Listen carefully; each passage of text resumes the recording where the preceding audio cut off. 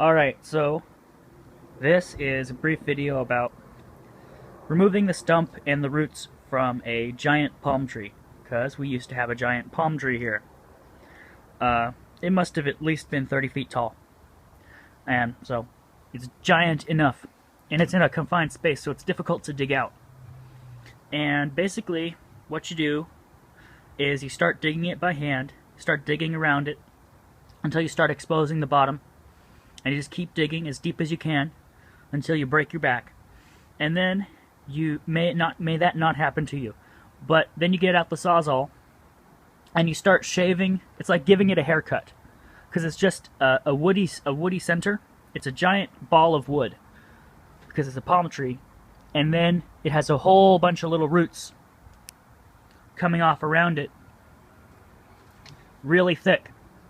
And what you can do is you take the Sawzall and you start to shave that off like you're giving it a haircut, until you shave off more and more, and you take off little slivers so that you can dig a certain way and get more access, and then you shave it off and then you get more access.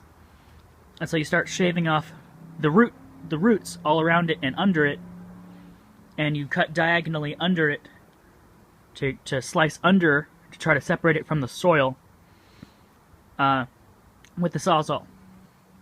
And then once you've simplified the problem by slicing it around the sides and diagonally underneath it, then you start to use a chainsaw and make cuts into it. Or you can use a hatchet and an axe and a maul. Well, we used hatchet, we used a maul, and we used a sledgehammer. You put the hatchet in there and you start batoning the wood. You make a cut. You start hammering the hatchet into the wood to split it, and then you put a maul in there, or a wedge or a maul, and you start hammering that in there with a hammer or a sledgehammer until it starts splitting apart.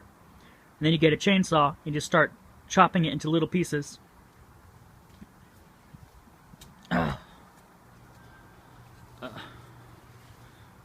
then you have the dead remains of a palm tree. So it's a combination of good old-fashioned shovels and a Sawzall, hatchet, a maul or a wedge, and a chainsaw. And you get that thing out. The only thing we're concerned about is that the roots might grow back.